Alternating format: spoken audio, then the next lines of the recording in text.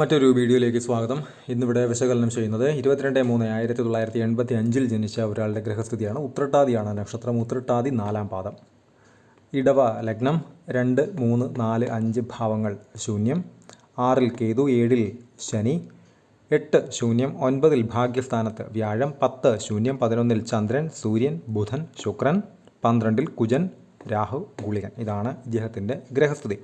വിദേശത്ത് ജോലി ചെയ്യുകയും താമസിക്കുകയും ചെയ്യുന്ന ഒരാളുടെ ഗ്രഹനില കൂടിയാണിത്. എന്നാൽ നിലവിൽ അദ്ദേഹത്തിന് ജോലി സംബന്ധമായിട്ട് അല്ലാതെയും ചില ബുദ്ധിമുട്ടേറിയ സാഹചര്യങ്ങളിലൂടെ കടന്നു പോകുന്നു എന്നറിയാൻ കഴിഞ്ഞു. എന്തുകൊണ്ടാണത്? ടെൻഷൻ കൂടുതലാണ് എന്നും പറഞ്ഞിരുന്നു. എന്തുകൊണ്ട് ആണത്? ഇദ്ദേഹത്തിൻ്റെ ലഗ്നം ഇടവ ലഗ്നം. ലഗ്നാധിപൻ ആയിട്ടുള്ള ഗ്രഹം ശുക്രൻ ഉച്ചനായി നിൽക്കുന്നു. വളരെ നല്ലതാണ്. പക്ഷേ അല്പം ടഫായിട്ടുള്ള സാഹചര്യത്തിലാണ് ശുക്രൻ്റെ നിൽപ്പ്. ഉച്ചനാണെങ്കിൽ പോലും. സുഹൃത്തായ ബുധൻ നീചനായി നിൽക്കുന്നു. സൂര്യൻ, ശത്രു ആയിട്ടുള്ള സൂര്യൻ ഒപ്പം നിൽക്കുന്നു. രാഹുവിൻ്റെ 12ാമത്തെ ദൃഷ്ടി, ഗുളികൻ്റെ 12ാമത്തെ ദൃഷ്ടി. അപ്പോൾ ലഗ്നാധിപന് ഇത്തരം നെഗറ്റീവായിട്ടുള്ള സാഹചര്യങ്ങൾ, സാമീപ്യങ്ങൾ ഉണ്ടായിക്കഴിഞ്ഞാൽ ആ വ്യക്തിക്ക് ഉയർച്ച എന്ന് പറയുന്നത് ഒരല്പം ടഫായിട്ടുള്ള സാഹചര്യങ്ങളിലൂടെ നടത്തിയ ശേഷം ആയിരിക്കും ഉണ്ടാവുക. അതേപോലെ തന്നെ ജീവിതം ഉയർന്നാൽ തന്നെയും ഏതെങ്കിലുമൊക്കെ രീതിയിലുള്ള ഒരു സ്ട്രെസ്സ്, അതല്ലെങ്കിൽ ടെൻഷനുള്ള വക ഏതെങ്കിലുമൊക്കെ രീതിയിൽ കിട്ടുക. പ്രത്യേകിച്ചും ചന്ദ്രൻ നീചനായ ബുധനോടൊത്ത്, ലഗ്നാധിപനോടൊത്ത് നിൽക്കുന്നു.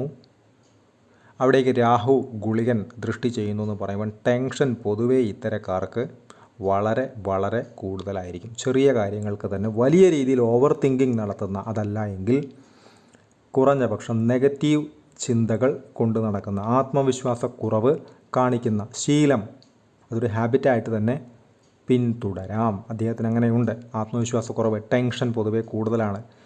മുൻപ് ഒരുപാട് വീഡിയോകളിൽ പറഞ്ഞിട്ടുള്ളൊരു കാര്യമാണ്. ചന്ദ്രൻ ശനി, ചന്ദ്രൻ രാഹു, ചന്ദ്രൻ ഗുളികൻ, ചന്ദ്രൻ കേതു കോമ്പിനേഷനൊക്കെ മനസ്സുമായി ബന്ധപ്പെട്ട കാര്യങ്ങൾക്ക് ഒട്ടുമേ നല്ലതല്ല.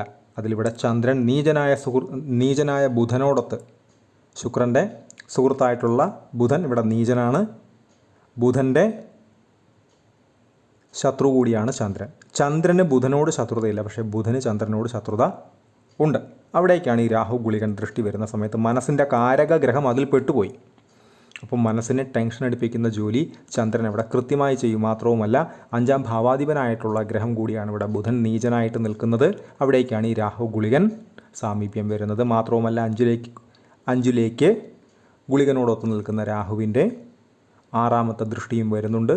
അപ്പോൾ മനസ്സ് സംബന്ധമായിട്ടുള്ള പ്രവർത്തനങ്ങൾ, പ്രത്യേകിച്ചും എടുക്കുന്ന തീരുമാനങ്ങൾ, നിർണായകമായിട്ടുള്ള സമയങ്ങളിൽ എടുക്കുന്ന തീരുമാനങ്ങളിൽ എടുത്തുചാട്ടം പറ്റുന്നില്ല, അല്ലെങ്കിൽ എടുത്തുചാട്ടം കൊണ്ട് അബദ്ധം പറ്റുന്നില്ല എന്ന് പ്രത്യേകം ശ്രദ്ധിക്കേണ്ടുന്ന ഒരു അത്യാവശ്യം അവിടെ ഉണ്ട്.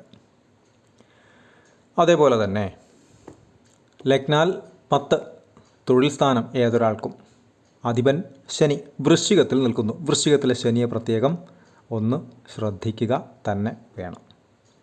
പ്രത്യേകിച്ചും ശനി നിൽക്കുന്ന രാശിയുടെ അധിപൻ കുജൻ 12-ൽ നഷ്ടസ്ഥാനത്ത് രാഹുവിനോടൊത്ത് ഗുളികനോടൊത്ത് നിൽക്കുന്നു. ജോലി സംബന്ധമായിട്ടുള്ള പ്യുവർലി ടഫ്നെസ്സിനെ തന്നെയാണത് സൂചിപ്പിക്കുന്നത്. എന്ന് വച്ചാൽ ജോലി സംബന്ധമായിട്ട് അല്പം കഠിനമായിട്ടുള്ള പരീക്ഷണ കാലഘട്ടങ്ങളിലൂടെ കടന്നു പോകാം. ശുക്രനിൽ ശനിയാണ് നടക്കുന്നത്. 2027 ഏപ്രിൽ 1-ാം തീയതി വരെ ജോലി സംബന്ധമായിട്ടുള്ള കാര്യങ്ങൾ അനുകൂലമല്ല എന്ന് തന്നെ പറയേണ്ടി വരും. 10-ാം ഭാവാധിപൻ്റെ അപഹാരം നടക്കുമ്പോഴും ജോലിയുടെ കാര്യം അനുകൂലമല്ല എന്ന് പറയേണ്ടി വരുന്നത് 10-ാം ഭാവാധിപൻ നിൽക്കുന്ന രാശിയുടെ അധിപൻ്റെ അവസ്ഥ എന്താണെന്ന് പ്രത്യേകം ചെക്ക് ചെയ്യണം. അതിനെ പോസിറ്റീവ് ആക്കണമെങ്കിൽ വ്യാഴത്തിൻ്റെ ദൃഷ്ടി അവിടെ അത്യാവശ്യമാണ്. അത് അവിടെ ഇല്ല. പക്ഷേ അത് ലഗ്നത്തിലേക്ക് ദൃഷ്ടി ഉണ്ട്. വ്യാഴം ഇവിടെ നീചനാണ്. പിന്നീടത് ഗുണം ചെയ്യും. പക്ഷേ ലഗ്നത്തിലേക്കുള്ള വ്യാഴത്തിൻ്റെ ദൃഷ്ടി ഈ വ്യക്തിയെ ഏതെല്ലാം സാഹചര്യങ്ങളിൽ നെഗറ്റീവായി വന്നാൽ തന്നെയും ഒരു പ്രൊട്ടക്ഷൻ, എ ടൈപ്പ് ഓഫ് സംരക്ഷണം വ്യാഴം അവിടെ ഉറപ്പാക്കുമെന്ന കാര്യം സംശയമില്ല. അതുകൊണ്ടാണ് അദ്ദേഹം അവിടെ ഇപ്പോഴും പിടിച്ച് നിൽക്കുന്നത്. അതുപോലെ തന്നെ 1, 2, 3, 4, 5, 6, 7 7-ൽ ശനി 7-ാം ഭാവാധിപൻ കൂടാണ് ഇവിടെ.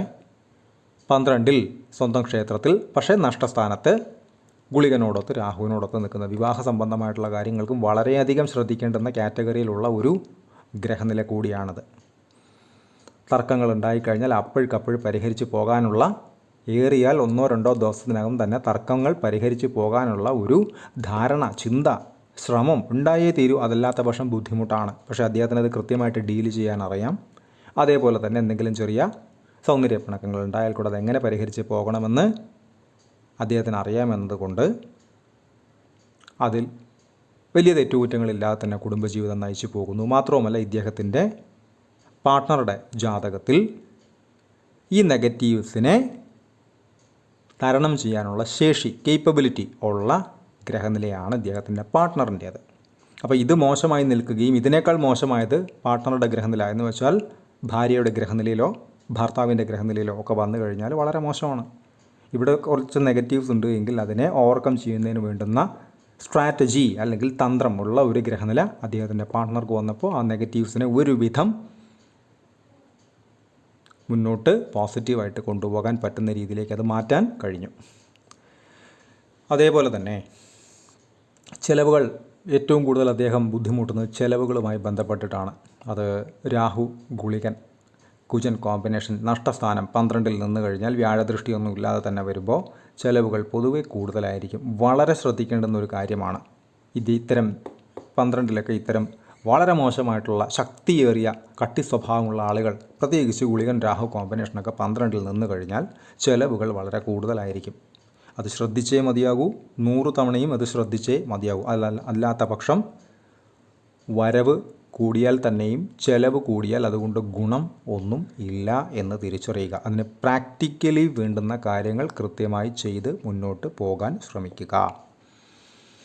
അതേപോലെ തന്നെ വ്യാഴം ഇവിടെ ഭാഗ്യസ്ഥാനത്താണ് നിൽക്കുന്നത്. അപ്പോൾ കൃത്യമായിട്ട് പരിഹാരങ്ങൾ എടുത്തു കഴിഞ്ഞാൽ ലഗ്നത്തിലേക്ക് വ്യാഴത്തിൻ്റെ ദൃഷ്ടി വരുന്ന കാലവും, ലഗ്നത്തിലേക്ക് ഗുളികൻ്റെ ദൃഷ്ടിയുണ്ട്. അപ്പോൾ വ്യാഴത്തിന് ഇവിടെ 2 ജോലികളാണ്. ഒന്ന് വരുന്ന ഗുളികൻ്റെ ദൃഷ്ടിയെ, നെഗറ്റീവ്സിനെ ബ്ലോക്ക് ചെയ്യണം, എന്നിട്ട് ലഗ്നത്തെ, ആ വ്യക്തിയെ ശക്തിപ്പെടുത്തണം, ഉയർത്തണം. അപ്പോൾ ഈ 2 കാര്യങ്ങൾക്കും വ്യാഴം 9-ൽ നിൽക്കുന്നുണ്ട്, സാധിക്കും. പക്ഷേ അത് മകരത്തിൽ നിൽക്കുന്നത് കൊണ്ട് ഒരല്പം സ്ലോ പ്രോസസ്സിലായിരിക്കും. ലഗ്നാധിപൻ നിൽക്കുന്നതും ഉച്ചനായിട്ടാണ്. അപ്പോൾ ആ 2 പോയിൻറ്റും പോസിറ്റീവാണ്. എന്നാൽ ഇത് മകരത്തിൽ നിൽക്കുന്നത് കൊണ്ടും ലഗ്നാധിപൻ നീചനായിട്ടുള്ള ഗ്രഹത്തിൻ്റെ സാന്നിധ്യം, രാഹു ഗുളികൻ സാന്നിധ്യം, സാമീപ്യമൊക്കെ ഉള്ളതുകൊണ്ടും ഒരല്പം ഡിലേ, ഒരല്പം താമസിച്ച ശേഷമേ അത് കിട്ടുകയുള്ളൂ എന്നും തിരിച്ചറിയുക. ഇദ്ദേഹത്തിൻ്റെ ദശകൾ എടുത്തു കഴിഞ്ഞാൽ ശനി ദശയിൽ ജനിച്ചു, ഉത്രട്ടാതിയാണ് നക്ഷത്രം, 87 വരെ ശനി, അതിനുശേഷം ബുധൻ 2004 വരെ, അതിനുശേഷം 7 കൊല്ലം കേതു, അതിനുശേഷം 20 കൊല്ലം ശുക്രൻ, അതിനുശേഷം സൂര്യൻ 2037 വരെ, അതിനുശേഷം 10 കൊല്ലം ചന്ദ്രൻ, ശേഷം ചൊവ്വ, രാഹു എന്നീ ക്രമത്തിലാണ് ഇദ്ദേഹത്തിൻ്റെ ദശകൾ കടന്നു പോകുന്നത്. അതിൽ തന്നെ ശുക്രനിൽ ശനിയാണ്. ശുക്രൻ എന്ന് പറയുമ്പോൾ ലഗ്നാധിപൻ്റെ ദശയാണ് നടക്കുന്നത്. ശനി 10-ാം ഭാവാധിപൻ ശനിയാണ്. ഈ ഒരു ടൈം പ്രത്യേകിച്ചും വൃശ്ചികത്തിലെ ശനിയെ ശ്രദ്ധിക്കുക തന്നെ വേണം.